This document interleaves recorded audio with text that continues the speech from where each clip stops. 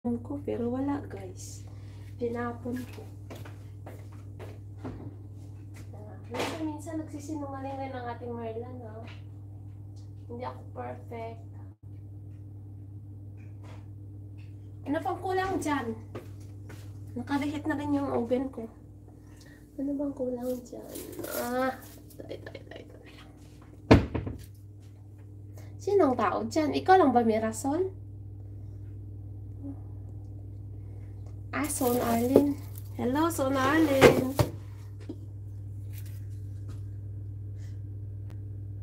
Ba't ninyo po tinapon natin? Hindi na namin. Sa dami-dami ba naman, Eunice? Hindi na namin yun kaya. Kahit sino ba yun? Kahit si Nadia nga, hindi na rin kaya araw-araw ng ganyan. Ang dami naman kasi ginagamit. Hindi mo naman lahat magagamit. Kaya tinatapon na lang. Kasayang nga eh. Naghati kami ni Nadia. Ito yung sa akin. Ay, Diyos ko, mas marami pa yung sa kanya. Ibang ko kung mauubos niya rin yun. Tingnan mo ngayon, oh. Hindi ko pa nga naubos. Parang itatapon ko na nga rin lang yun. Kasi ibalik ko yan mamaya sa sa restaurant. Hindi kaya ilagay ko sa mamaya sa Pero hindi na yan matagal kasi hindi na rin pwede yan eh.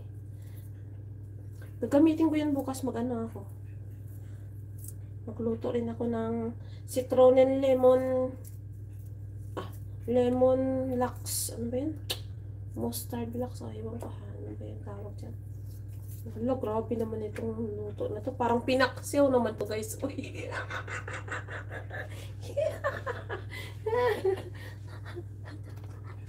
Parang paksiw guys, oh.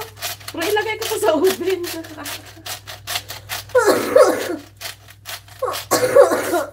Diyos ko. Inatapin na naman ako. Teka.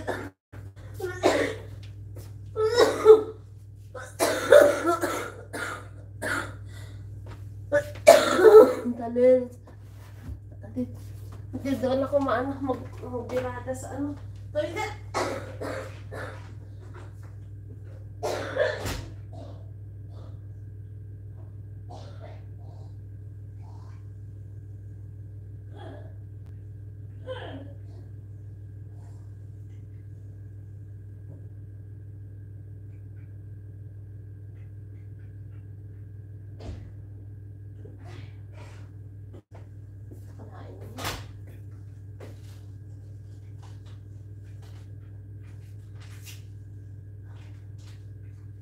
Dami talagang famous. Mas malala pa ako sa bata, guys.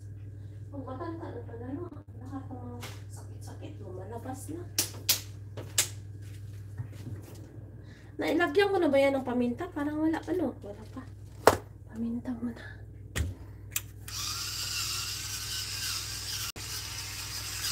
Diyos ko, ang sarap-sarap nito. Grabe.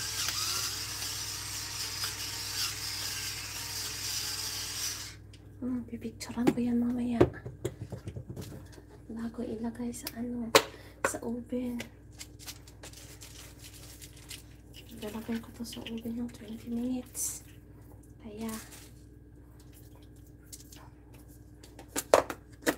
maghintay kayo ng 20 minutes. Kaya pwede na kayo umalis.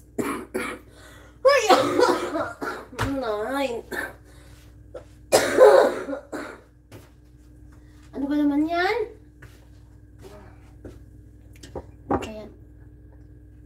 Lagayan natin ng konting tubig. Naglagay na ba ako ng olive oil? Bakit tubig inalagay ko? Uy, olive oil gaga. Hindi yan pinaksiw. Baking yan.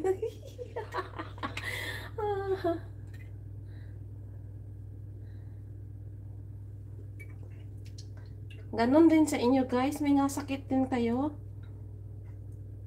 Dito kasi cold and hot. Ayan. Lagay na natin to.